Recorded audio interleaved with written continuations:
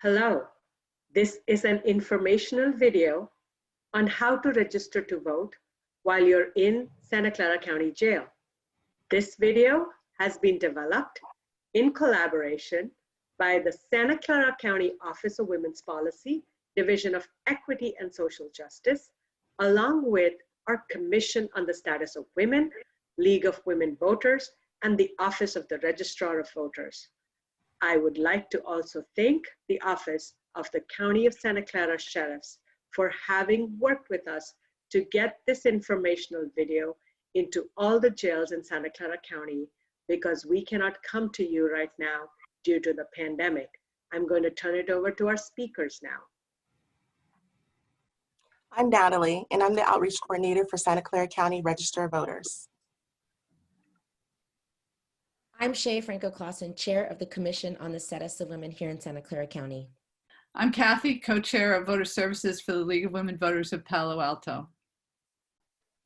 And I'm Quetzal with the Office of Women's Policy.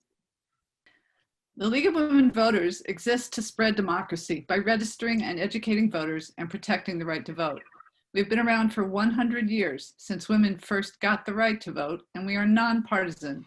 We do not endorse candidates or parties. That means we don't care for whom you vote, we only care that you vote. Why should you vote?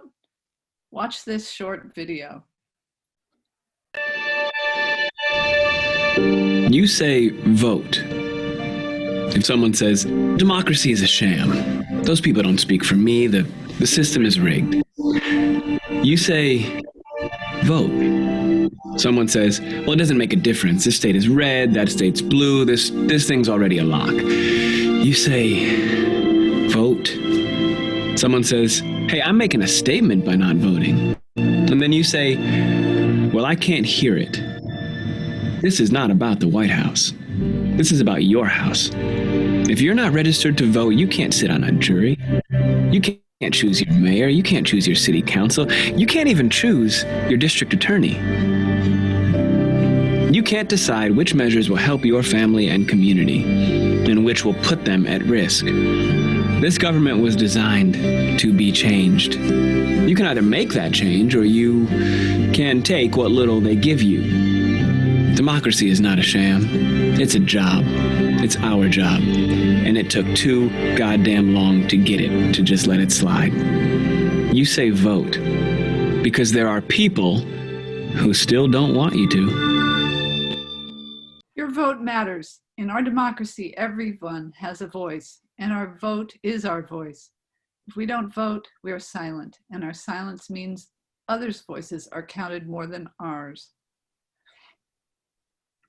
So if you're eligible to vote, we hope you will register to vote and become a voter.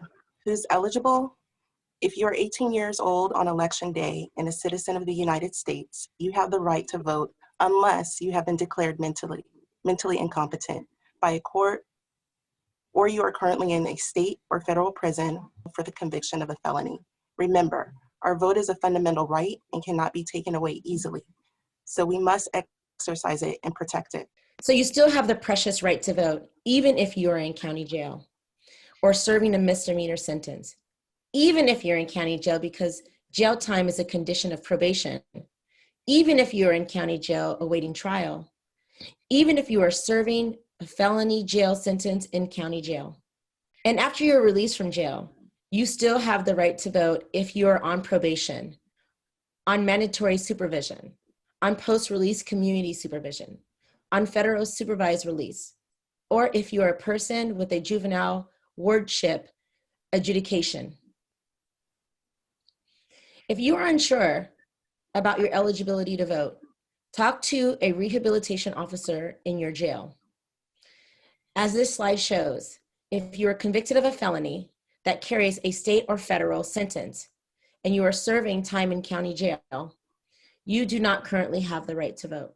You will, however, regain your right to vote after you've completed your sentence.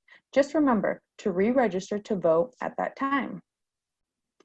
Once you are confident that you have the right to vote, the next step is to register to vote. If you are already registered but need to change your mailing address, the easiest way to do that is to re-register. And even if you never registered, now is a great time to do so. The rehabilitation officer in your jail can provide you with the voter registration form and will deliver it to the registrar of voters on your behalf. The voter registration form is pretty straightforward. To fill it out, you will need to ask jail staff to provide you with an approved blue or black pen, and you will need to return the pen when you are done. In the first box, you must check a box stating whether or not you are a US citizen, and you must be over 18 to vote. Next, in box 2, enter your full legal name, including your middle name, if you use one. Box 3, on the next slide, asks for your birth date, your state or country of birth, and for either a driver's license number or California ID, or the last 4 digits of your social security number. It will be helpful if you have at least one of those pieces of identification handy before you sit down to complete the form. If you don't have either, you can still register. Just leave these sections blank. For people who are incarcerated, sometimes the most confusing part of the voter registration form is the address section. All ballots will be sent to voters through the mail, so it is important to get this right in order to receive your ballot on time. The form asks for both a home address and a mailing address. In box 4, you should enter your home address, where you physically live when you are not in jail. P.O. boxes and business addresses are not valid here. If you do not have a street address or expect to be unhoused when released from jail, you can give an exact description of where you live in this field. For example, cross streets, route numbers, bridges, or other landmarks. This information is important because it determines what elections you can vote in, whether for candidates for San Jose City Council or Mountain View School Board, for example. Box 5 asks for your mailing address. Ballots will be mailed to voters, so if you expect to be in jail this year, we suggest that you enter the address, including your PFN, that you use to receive mail in jail. If you expect to be released, you may want to receive your vote by mail ballot somewhere else other than jail. So you will need to provide a mailing address where you want to receive your ballot. For some, the resident and mailing address might be the same. Others might use a P.O. box for mailing address. Either way, be sure to include some kind of mailing address so that you receive your ballot. For box 6, if you've been previously registered to vote, please enter the address where you were registered. If you do not recall the address, you can leave that section blank. The voter registration form asks in box 7 if you would like to receive your ballot by mail. And Santa Clara County voters starting in 2020 will always receive vote by mail ballots. So you should simply check yes in box 7. Box 8 on the form offers you an option to state your party preference, selecting from a list of 6 parties, or you can select no party preference. This is entirely your decision and usually depends on a person's political leanings. If you aren't sure what party to choose, the no party preference is a reasonable option. It is also worth noting that selecting a party only matters in California for presidential primaries. Finally, please remember, you can always change your party preference. This is not set in stone. If you wish, in box 9, you can request that your ballot and other voting materials be provided in a language other than English. The final step in completing the voter registration form is to sign and date it in box 10. Note that you are signing under penalty of perjury that the information on the form is true and correct.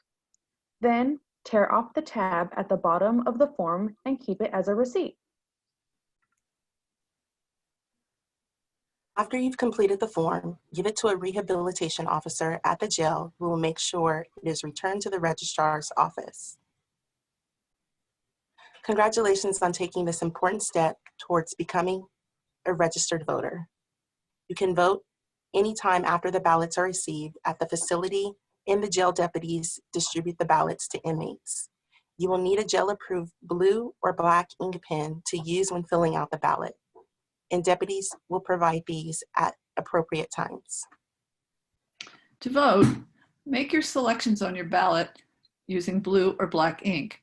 Insert the ballot in the envelope provided, sign the back of the envelope with the same signature you used on your voter registration form, and return it to a jail deputy who will make sure it is mailed or delivered to the registrar of voters. And remember, if you have any questions, you can always call 1-866-430-VOTE or 1-866-430-8683.